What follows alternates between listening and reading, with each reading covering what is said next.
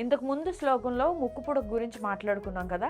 ఇప్పుడు అమ్మవారి చెవులకున్న అలంకారాల గురించి అంటే ఇయర్ రింగ్స్ గురించి అన్నమాట. కదంబ మంజరి క్లుప్త కర్ణపూర మనోహర తాటంక యుగళి భూత తపనోడుపమండల. కదంబ మంజరి క్లుప్త కర్ణపూర మనోహర. కదంబ మంజరి కదంబ వృక్షపు పుష్పగుచ్చంలా, కర్ణపూర చెవులకు పెట్టుకునే హ్యాంగింగ్స్ అనుకోండి, మనోహర చాలా ఆకర్షణీయంగా అట్రాక్టివ్గా కనిపిస్తున్నాయి. కదంబ పూల గుచ్చాన్ని పోలిన చెవి అలంకారాలు ధరించి ఆ చెవికున్న ఆభరణాలంట ఎంతో అందంగా ఎంతో ఆకర్షణీయంగా, కొన్నిసార్లు మనం ఏమైనా ఇయర్ రింగ్స్ పెట్టుకుంటే ఆ చెవుల వల్ల కూడా ముఖానికి అందం వచ్చేస్తుంది.